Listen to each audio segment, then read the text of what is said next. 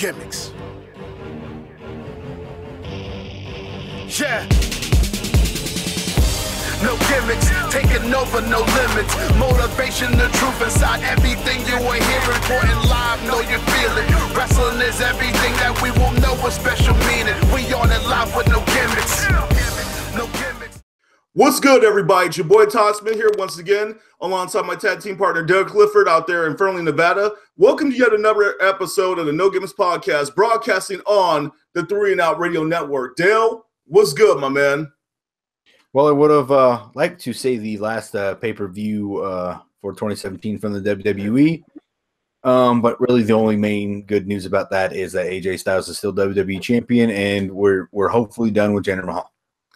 I'm hoping the same, man. So welcome to our Good, the Bad, the Ugly recap of Clash of Champions 2017, like or dislike edition.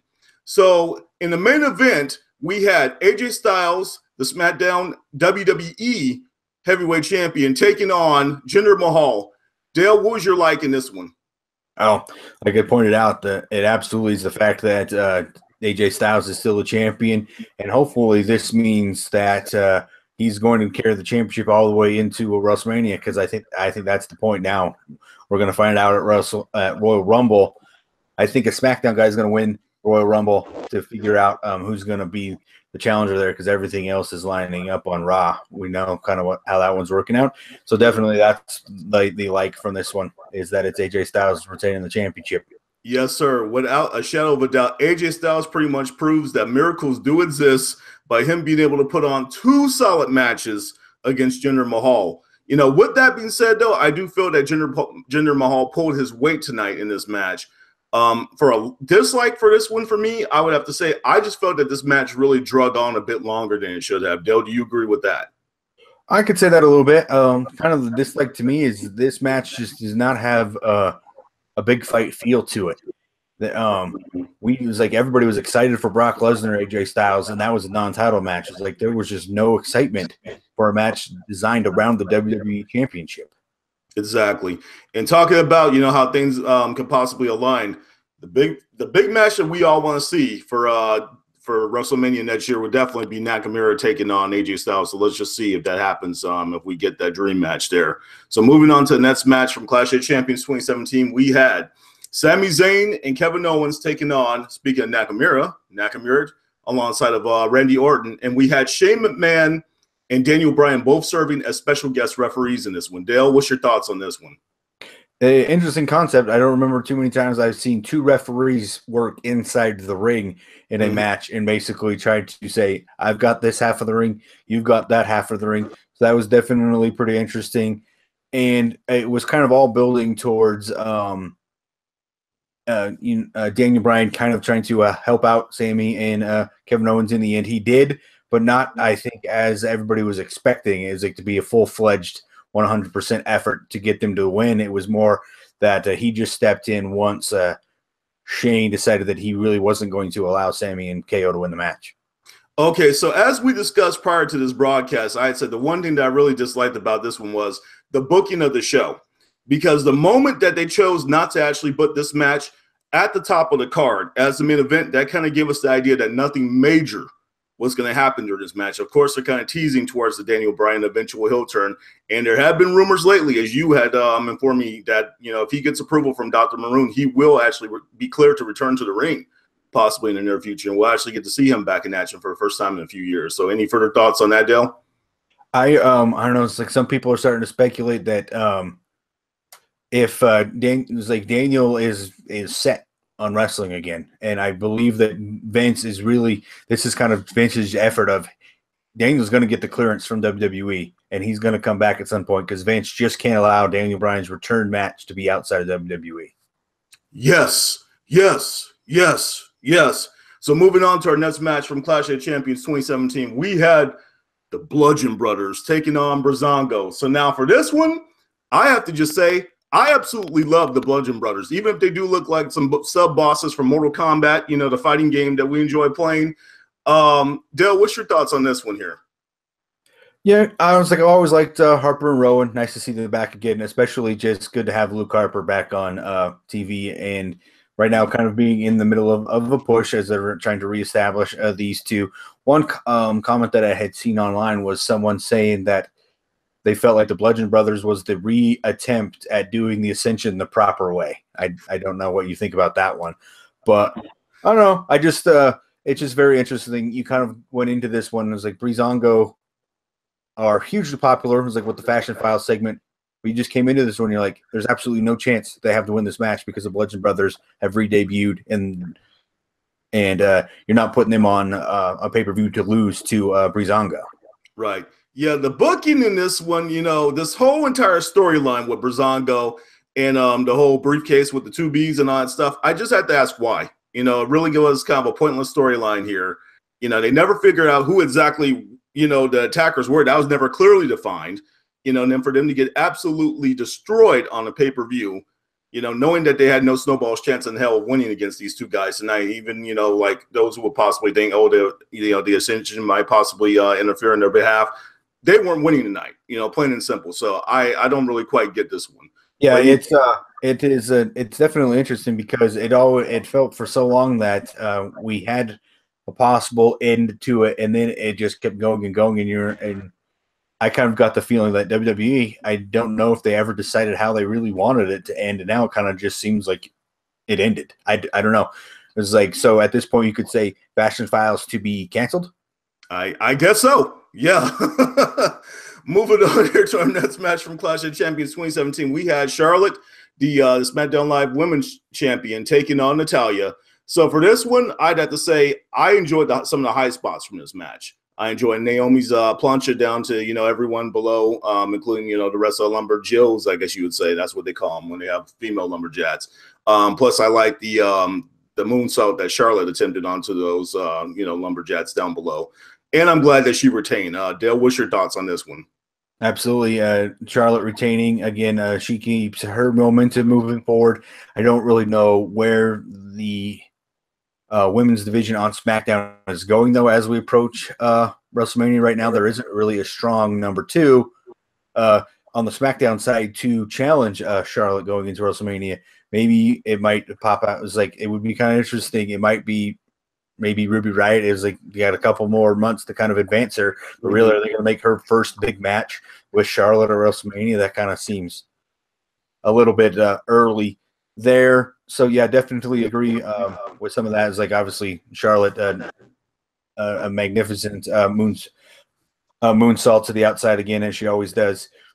And as you were saying, it's like a little bit of the dislike to me is like is what you did. Is like you called them the Lumberjills, and I couldn't for the life of me understand why WWE didn't refer to them as Lumberjills. They were Lumberjacks. It's like, I'm just confused as to why you don't need to keep it Lumberjacks. Everybody gets the premise by just using the word lumber. I was like, yeah. Anyhow, so moving on here to our next match from Clash of Champions 2017, we had the Usos, who are the SmackDown Tag Team Champs, taking on Shelton Benjamin and Chad Gable, also the New Day, and Rusev and Aiden English. I'm not even going to try to attempt to sing on his behalf here. So my like for this one, you know, was the fact that Rusev finally found a way to get over, basically, with the crowd.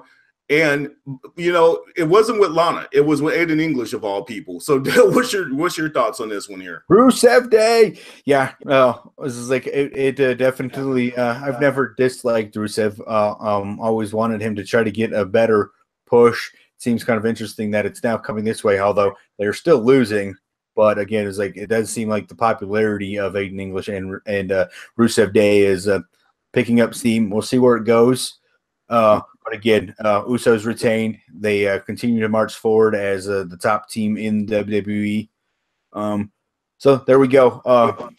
It's like one of the other likes that I had coming out of this one was just the surprising strength that Chad Gable showed in those German suplexes.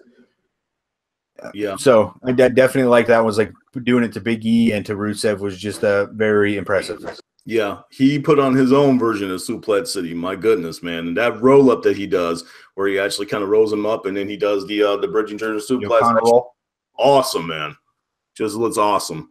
Moving on here to the first match from Clash of Champions 2017. For the U.S. title, we had Baron Corbin defending his belt against glorious. I can sing that one there.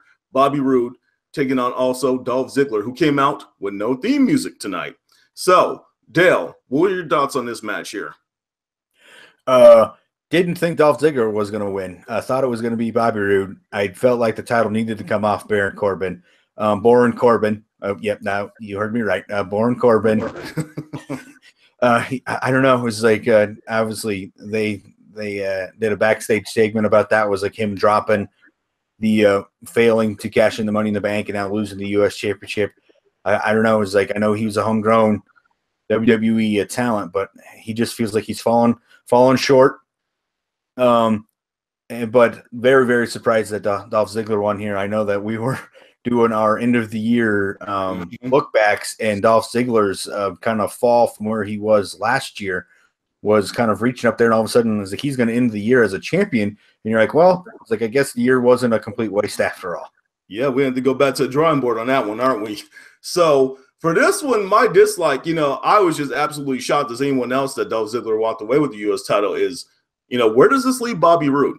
Because in my honest opinion, Bobby Roode has kind of been almost lost in the shuffle a little bit since he's moved up to the main roster. And I just said he does not work out as well as a face. He needs to be a heel. So I don't know, maybe possibly through the frustration of not being able to capture the title tonight, if that eventually leads to a heel turn or something like that. Joe, do you have any thoughts on that? Yeah, I'm not sure where we're going here with Bobby Roode. Obviously, we know a lot is connected into the entrance. And the reports were that Vince didn't think he could be a heel with the entrance that he had. It was like obviously he was heel in NXT with him, and it worked. But Vince doesn't like the heels getting the huge reactions from the crowd during an entrance, so that's why they made him a face. But yeah, no, Bobby Roode is meant to be a heel. He's always been far superior as a heel, except for maybe moments when he was with Beer Money, with James Storm and Impact. But outside of that, it's like his top moments were always as a heel. So I think that's where he's gonna have to go if he wants to climb all the way to the top. Yeah, he's got to go back to his heel roots, even all the way back to the Team Canada days in TNA. So let's get on to our good, the bad, and the ugly overalls for the show here. So my good was the fact that no titles changed hands except for the one that I wanted to actually, see happen, the U.S. title. Although I am kind of shocking, like I said, as to who it wound up on, that being Dolph Ziggler there rather than Bobby Roode. Dale, what's your good for the show? The good, AJ Styles and Charlotte retain. So definitely looks like they're going to carry the championships into a WrestleMania. All right. So for the bad, I just had, this was an uneventful pay-per-view. This felt like a glorified 3-hour-long version of SmackDown Live to me. Dale, what's your thoughts on bad?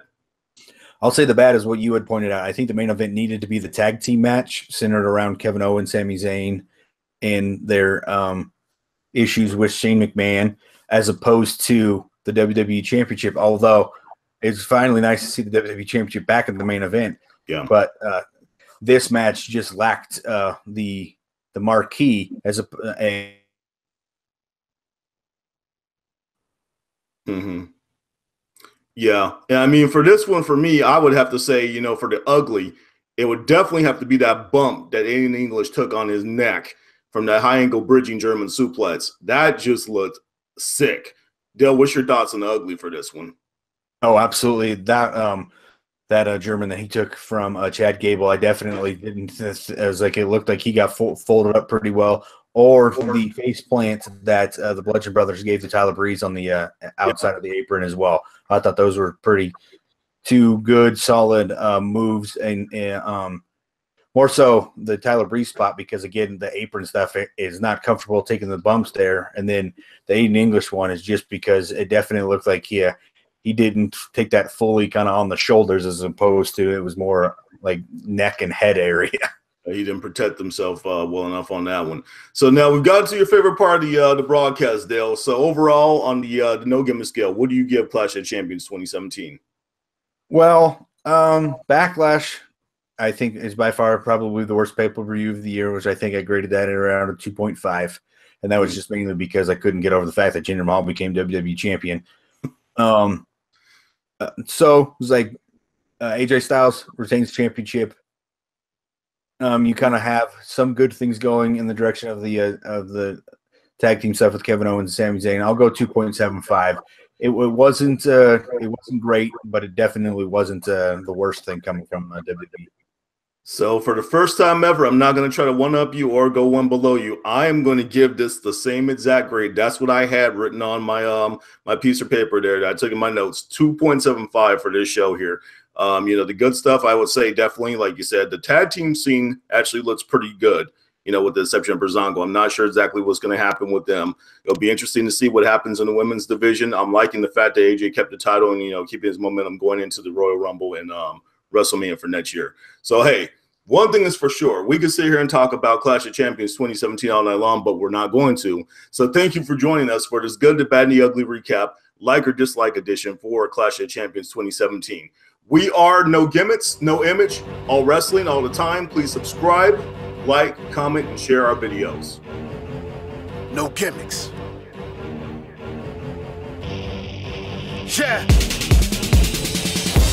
No gimmicks, taking over, no limits. Motivation, the truth inside everything you are hearing. Important live, know you feel it. Wrestling is everything that we will know, especially.